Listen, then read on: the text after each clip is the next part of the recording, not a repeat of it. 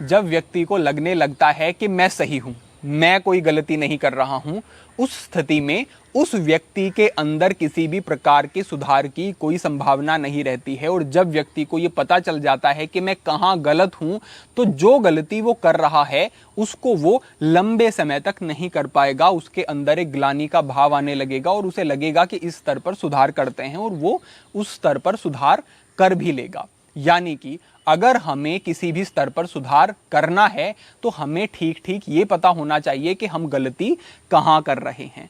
इसीलिए अनेक बंधुओं से बात करने के बाद, उनको समझने के बाद, इस विषय के गहन विश्लेषण और शास्त्रों के स्वाध्याय के बाद हमने जो पाया वो 10 गलतियां हम आपके साथ साझा कर रहे हैं जो कि ब्रह्मचर्य पालन में व्यक्ति करता है। और अगर आप इस स्तर पर सुधार करते हैं तो आपको बड़े बदलाव देखने को मिलेंगे। आपका दायित्व यह है कि इस मार्गदर्शन को आप हमारे अन्य बंधुओं तक भी साझा करें, जिससे कि अधिक से अधिक सभी को लाभ मिल सके और हमारे प्रयास फलीभूत हो सके। अब हम आगे बढ़ते हैं और अपनी इन 10 गलतियों को हम समझते हैं। यहां पर सबसे पहली गलती यह है कि मन को व्यक्ति अपना हितैषी समझने लगता है और भोगों में ही सुख है ऐसा वो समझने लगता है। इसे मैं एक उदाहरण से कहता हूं।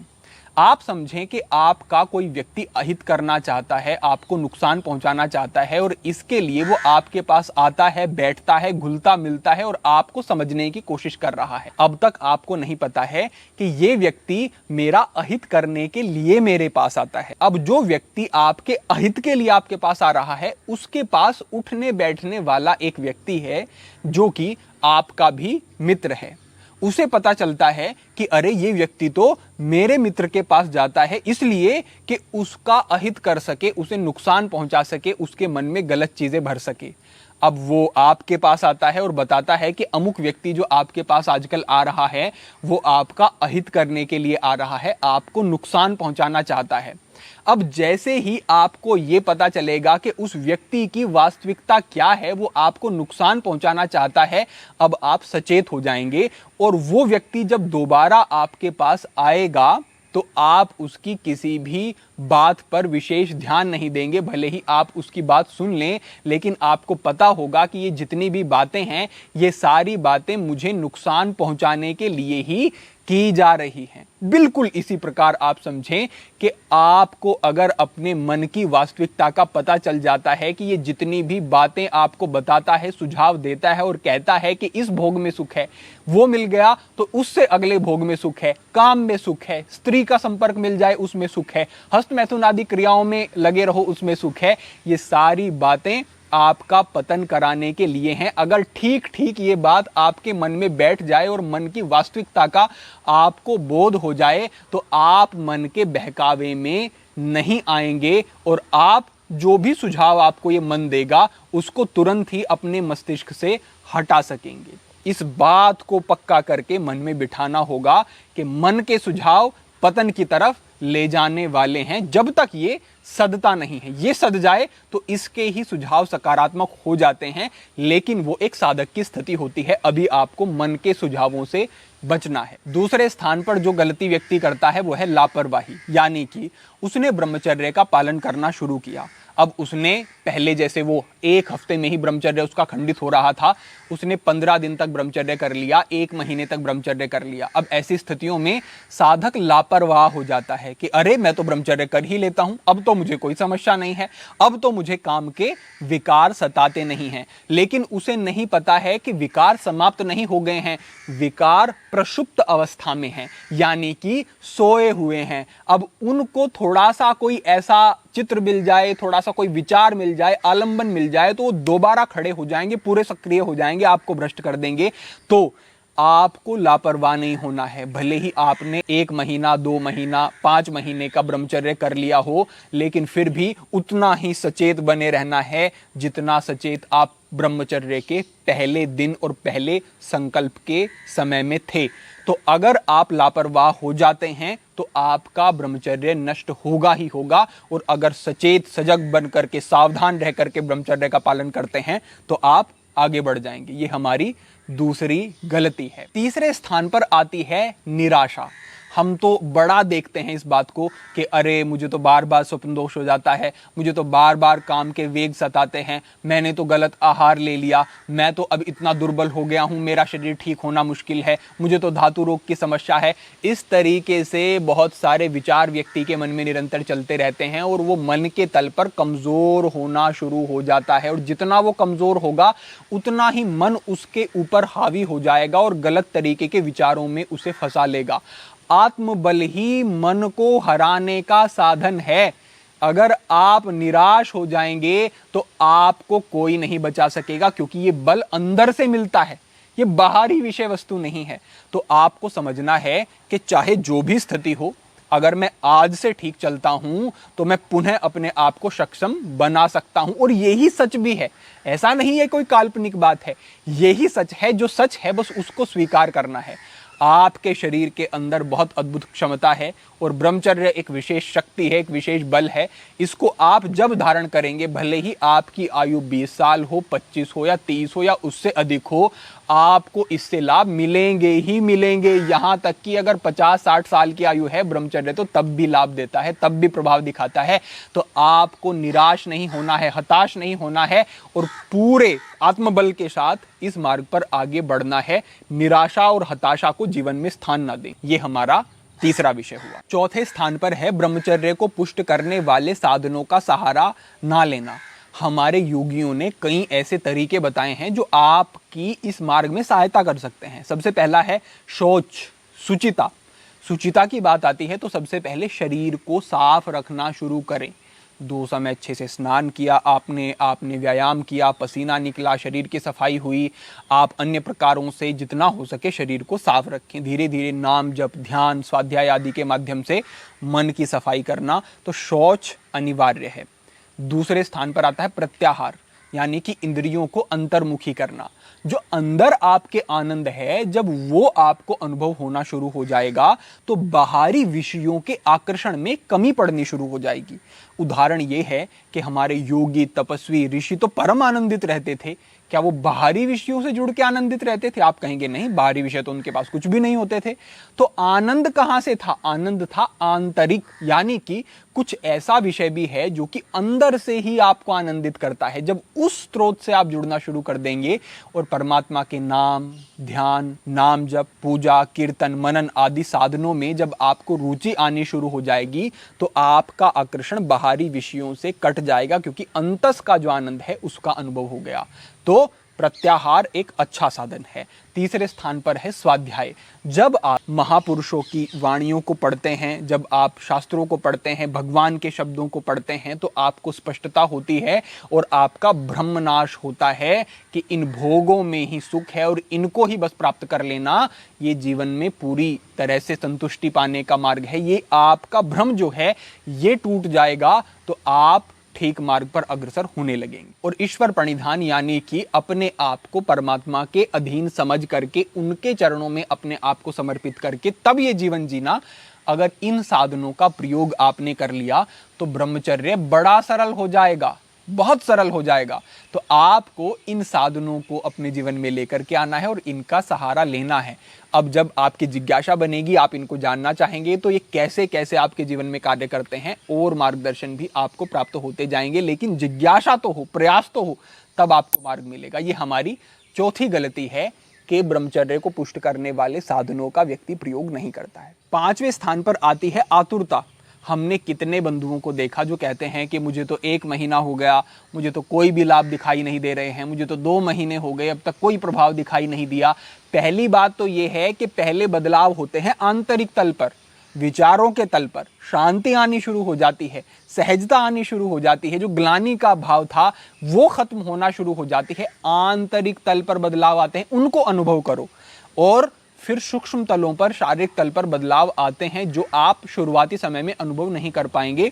आप थोड़ा धैर्य रखें, 1 वर्ष तक ब्रह्मचर्य का पालन निरंतर करें, फिर आपको स्पष्ट अंतर देखने को मिलेंगे। लेकिन जो ये आतुरता है, फिर व्यक्ति को लगता है कि अरे मुझे तो कोई लाभ नहीं मिल रहे हैं, मैं तो कुछ गलत कर रहा हूं, दूसरे लोग ऐसा कहते हैं लेकिन वैसे प्रभाव तो नहीं है। और इस अधैर्य के कारण, आतुरता के कारण वो फिर से ब्रह्मचर्य नाश करना शुरू कर देता है, उसका पतन हो जाता है। तो इस स्तर पर भी आपको ध्यान देना है कि आतुरता नहीं होनी चाहिए। छठे स्थान पर है परिवेश का परिवर्तन। कैसे? जैसे कि आप किसी एकांत कमरे में हैं और आपको काम के वेग सताने लगे। आप किसी ऐसे स्थान पर हैं जहां आप लंबे समय तक अकेले ही लेटे हुए हैं, तमोगुणी वृत्तियां बढ़ रही हैं, काम के विचार आने लगे। अब उस स्थान पर ना रुकें, उस परिवेश में ना रुकें। या फिर आप कुछ ऐसे लोगों का संग कर रहे हैं, किसी ऐसी मंडली में बैठे हुए हैं जहां पर गलत प्रकार का जो है बातें होनी शुरू हो जाती हैं, इस प्रकार का स्थिति बनने लगती है, तो उस मंडली में ना बैठे रहें, स्थान का परिवर्तन करें। क्योंकि स्थान की एक ऊर्जा होती है। अगर कोई स्थान आपको नकारात्मक स्थिति में ले जा रहा है तो वहां से उठ करके तुरंत चलना शुरू कर दें। किसी दूसरे स्थान पर चले जाएं, किसी दूसरे कक्ष में चले जाएं जहां पर कोई हो, ऐसे स्थान पर चले जाएं, कोई आपके पास पार्क आदि है वहां पर चले जाएं। तो उस स्थिति को जब आप बदलेंगे तो मनोदशा पर भी उसका प्रभाव पड़ेगा और आप एक पीरियड जो होता है, काम का वेग आया, उस वेग का एक समय है, उस समय को जब आप क्रॉस कर जाएंगे तो आप उस वेग से बच जाएंगे। ऐसा आप करते हैं तो इससे भी आपको लाभ देखने को मिलेंगे। तो स्थान का परिवर्तन भी कई बार आपको उस वेग से बचा सकता है। और अगर आप वहीं रुकते हैं और उस वेग में ही, उस काम में ही रस लेना शुरू कर देते हैं तो फिर आप निश्चित रूप से भ्रष्ट हो गए। फिर धीरे धीरे धीरे धीरे वो वृत्ति इतनी बढ़ेगी कि आपको वो गलत क्रिया करने पर विवश कर देगी। इस बात का भी ध्यान रखना है। सातवें स्थान पर है कि ब्रह्मचर्य का आपको सही अर्थ पता होना चाहिए। यहां पर दो शब्द हैं, ब्रह्म यानी कि सर्वोच्च सत्ता, पारब्रह्म परमेश्वर, और चर्या, ब्रह्मचर्य। चर्या जो शब्द यहां पर है यानी कि ऐसा आचरण जो आपको भगवान की तरफ ले जाता हो, ये ब्रह्मचर्य है। अब अगर आपकी जिह्वा बहुत अधिक अनियंत्रित हो जाती है और बार बार आपको गलत प्रकार के पदार्थों को खाने के लिए प्रेरित करती है तो आप ब्रह्मचर्य का नाश कर रहे हैं, क्योंकि आप उस मार्ग पर जा रहे हैं जो कि आपको परमात्मा से विमुख करता है, उनके सम्मुख नहीं करता है। तो इस तरीके से जब आप देखेंगे और इस पर गहनता से सोचेंगे तो एक एक इंद्रिय का आपको समझ आ जाएगा कि ये सारी इंद्रियां ही भटका रही हैं, ये सारी इंद्रियां ही पतन की ओर ले जा रही हैं और प्रभु से विमुख कर रही हैं। तब आपको समझ आएगा कि एक इंद्रिय पर संयम कर लेना मात्र ब्रह्मचर्य नहीं, सर्व इंद्रिय संयम जो हमने कई बार बताया है, ब्रह्मचर्य का अर्थ वही है। तो आपको जब ये समझ आ जाएगा तो आप बहुत सावधान हो जाएंगे और आप हर एक इंद्रिय को रोकेंगे। जब हर एक इंद्रिय को रोकेंगे तो मन को लगेगा कि अरे ये तो बड़ा सावधान व्यक्ति हो गया है, ये तो हर स्थान से मुझे काट रहा है, ये तो हर स्थान पर मेरे सम्मुख खड़ा हो जाता है। और धीरे धीरे जो मन आपका शत्रु है आपका मित्र होने लगेगा, क्योंकि मन का स्वभाव है चलना। अब गलत स्थान पर आप उसको नहीं चलने दे रहे हैं तो स्वाभाविक ही वो सही स्थान पर चलना शुरू हो जाएगा। यकीन माने ऐसा ही होता है, हमने अनुभव किया है। तो इससे भी आपके जीवन में फिर बड़े बदलाव होंगे और आपको एक अलग ही मार्ग प्राप्त हो जाएगा। तो ब्रह्मचर्य की व्यापक अवधारणा को समझना ये भी जरूरी हो जाता है। आठवें स्थान पर है काम के वेगों को सहन करना। भगवान ने कहा है कि काम क्रोधोद्भवम वेगम स युक्त स सुखी नर। काम क्रोध आदि के वेगों को जो सह जाता है, स युक्त वही योगी है, स सुखी नर वही सुखी है। तो आपको समझना है, भगवान ने कहा है कि वेगों को सहना है, यानी कि भगवान भी ये कह रहे हैं कि वेग आएंगे जरूर, बस तू उसे सह जाना, तो उसमें फंसना मत।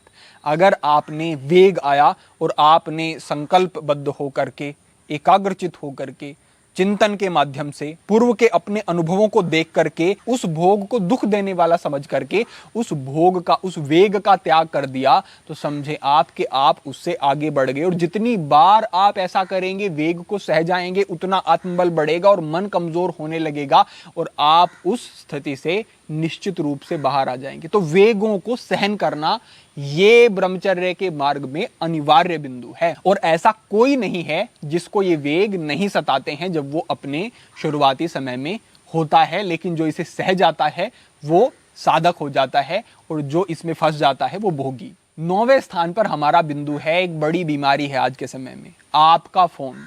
और आपके फोन में आज के समय में तो ऐसी स्थिति बन गई है कि आप कोई सही चीज भी देख रहे हैं, इस प्रकार का ऐड आ जाएगा, विज्ञापन आ जाएगा जो कि पूरी तरह से गलत वेबसाइट्स पर ले जाने वाला, गलत तरीके के चित्र आपको दिखाने वाला, इस प्रकार की चीजें आपके सामने आ जाएंगी।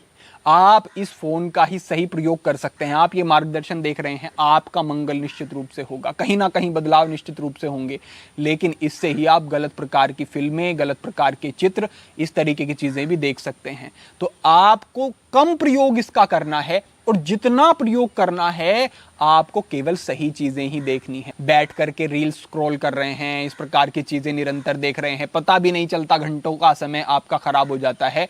इन चीजों से बिल्कुल बचें, कम से कम इसका प्रयोग करें, जितना प्रयोग करें सार्थक प्रयोग करें, और बाकी समय में भले ही एक छोटा फोन रख लें जिसमें केवल आप फोन पे बात कर सकते हैं, लेकिन आपको एक नियम जरूर बनाना होगा कि इससे मुझे दूरी बनाए रखनी है और इसका उचित और सम्यक प्रयोग करना है। ये भी आज के समय के हिसाब से अनिवार्य है। अब 10वां हमारा यहां पर बिंदु है कि जो आपने ये पीछे के 9 बिंदु समझे हैं, क्या इनका पालन आप ठीक से कर रहे हैं? इन गलतियों का आप सुधार कर रहे हैं? इस बात की जांच आपको रोज संध्या में करनी है। इनको सबको लिख लें, लिख करके रख लें, और उसके बाद एक एक करके इन सभी स्तरों पर सुधार करें, अपने आप को मजबूत करें, और फिर अंतिम जो हमने कहा कि मूल्यांकन करें कि क्या आप ठीक से इन सब स्तरों पर कार्य कर रहे हैं। बस अगर इन 10 गलतियों का सुधार आप कर लेते हैं, और इससे पूर्व हमने एक मार्गदर्शन साझा किया था जिसमें हमने ब्रह्मचर्य के 7 नियम भी बताए थे, वो हम लिंक डिस्क्रिप्शन में साझा करवा देंगे। अगर इतना आपने कर लिया तो आप यकीन माने आपको कोई भ्रष्ट नहीं कर सकेगा। आप एक विशाल व्यक्तित्व वाले व्यक्ति होंगे, और आप चाहे किसी भी स्थिति में आज फंसे हुए हैं, आप उससे बाहर भी आएंगे, और आप इतने सक्षम हो जाएंगे कि आप अन्य व्यक्तियों को भी प्रेरित करेंगे इस मार्ग पर बढ़ने के लिए, उनके आचरण को सुधारने के लिए, और अपने आप को सबल करने के लिए।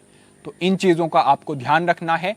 हमने सरलता से ये चीजें आपको समझाने का प्रयास किया। अपेक्षा है कि पूरा मार्गदर्शन आपको ठीक से समझ आ भी गया होगा। तो आज के लिए आपके लिए यही मार्गदर्शन था। आपके प्रश्नों के आधार पर भविष्य में मार्गदर्शन अन्य भी होते रहेंगे। सभी के लिए प्रार्थना, सभी के लिए मंगल कामना। आज के लिए इतना ही। ओम नमः शिवाय।